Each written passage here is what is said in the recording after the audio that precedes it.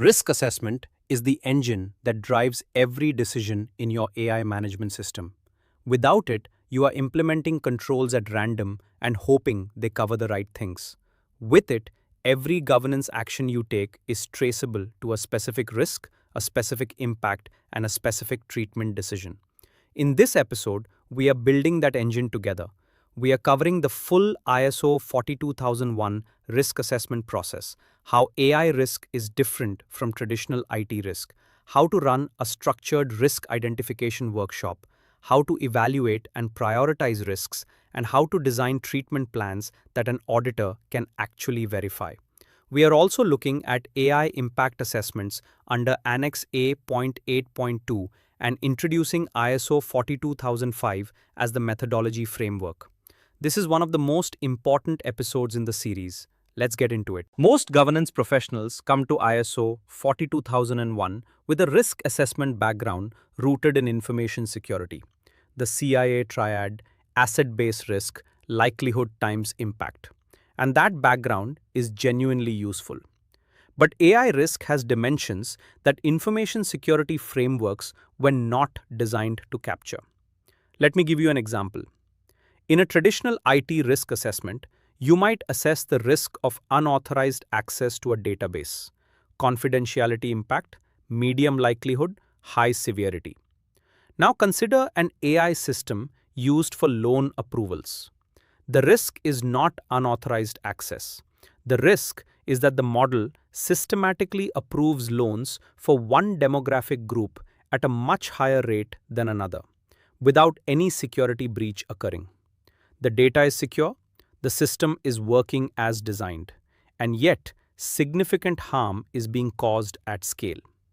Traditional IT risk frameworks miss that entirely. ISO 42001 requires you to identify AI-specific risk categories: bias and discrimination, opacity, the inability to explain decisions, autonomy risks, where AI acts without human oversight, privacy risks from AI processing of personal data, safety risks where AI outputs could cause physical or psychological harm, and systemic risks where AI failure could affect critical infrastructure or society at scale.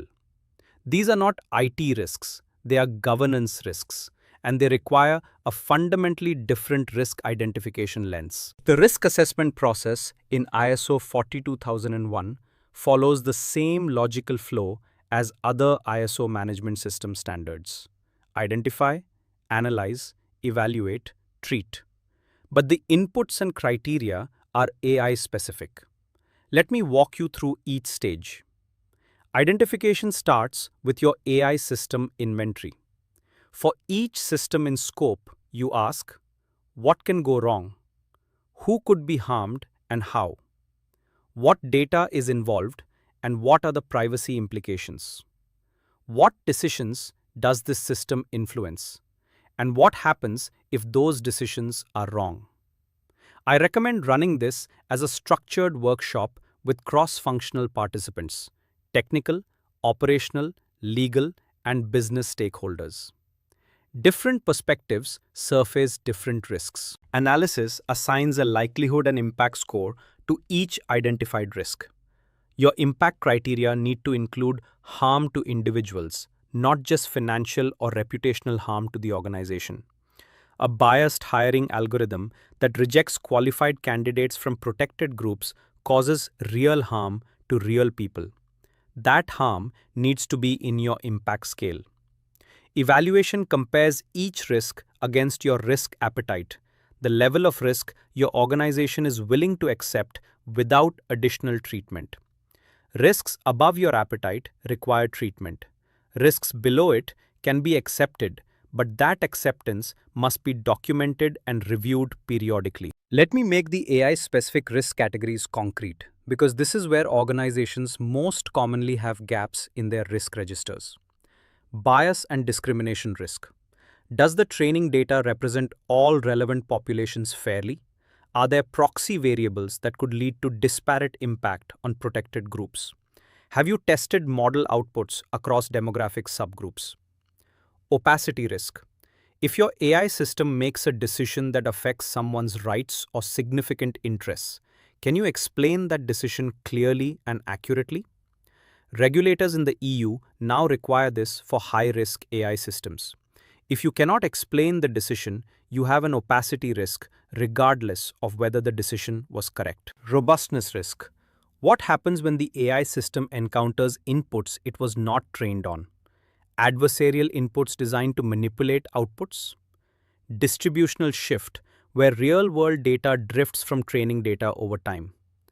I have seen production AI systems become significantly less accurate over 6 months simply because the world changed and the model did not. That is a robustness risk, and it needs to be in your risk register. Once you have identified and evaluated your risks, you need to treat them. ISO 42001 aligns with ISO 31000 in offering 4 treatment options, and the right choice depends on the nature of the risk and your organizational context. Avoid means discontinuing the AI use entirely, where residual risk cannot be reduced to an acceptable level. This is sometimes the right answer, and organizations that never use avoid as a treatment option should ask themselves whether they are genuinely assessing risk or just looking for justification to proceed. Modify means adding controls to reduce likelihood or impact. This is the most common treatment: logging, human review gates, bias testing, access controls. Transfer means shifting risk contractually through your vendor agreements, insurance, or indemnification clauses. Accept means formally acknowledging that the residual risk is within appetite and documenting that acceptance with a named, accountable owner. The critical discipline here is documenting your treatment rationale. An auditor reviewing your risk register is not just looking at what controls you chose, they are looking at why. If your risk register says bias risk, treatment, resampling, the auditor wants to know why resampling was selected, what other options were considered, and who made and approved that decision. Treatment without rationale is compliance theatre. Risk assessment feeds directly into objective setting under clause 6.2. And ISO 42001 is explicit that AI objectives must be measurable and monitored.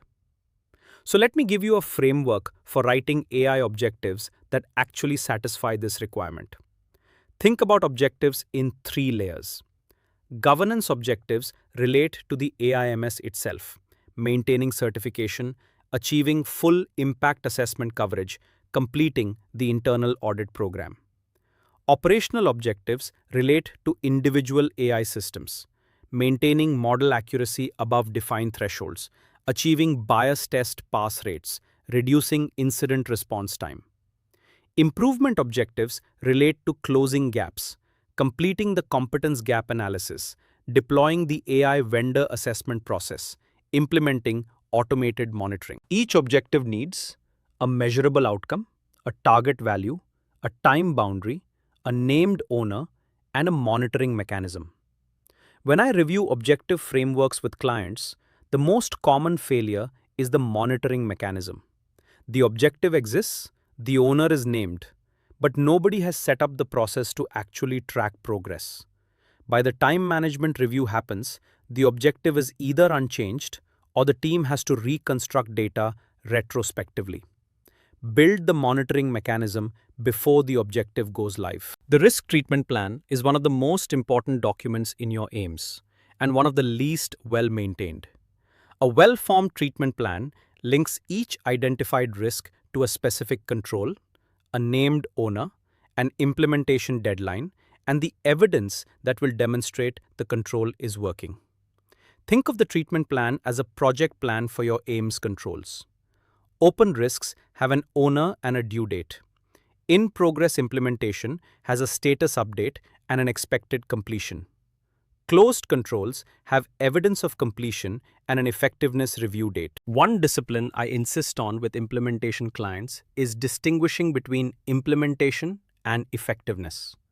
A control is implemented when it exists.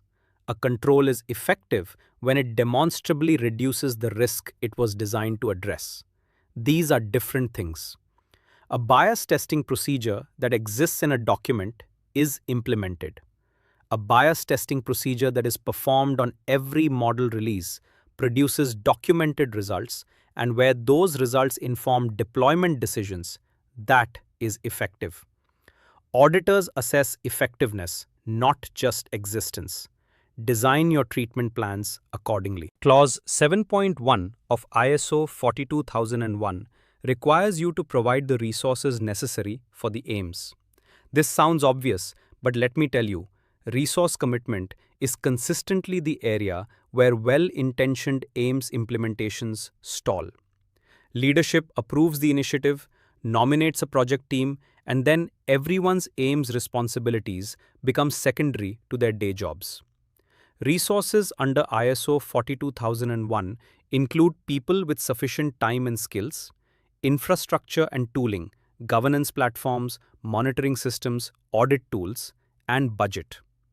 All three need to be explicitly committed. If your AI risk officer is spending 20% of their time on AIMS and 80% on other responsibilities, you are not adequately resourced.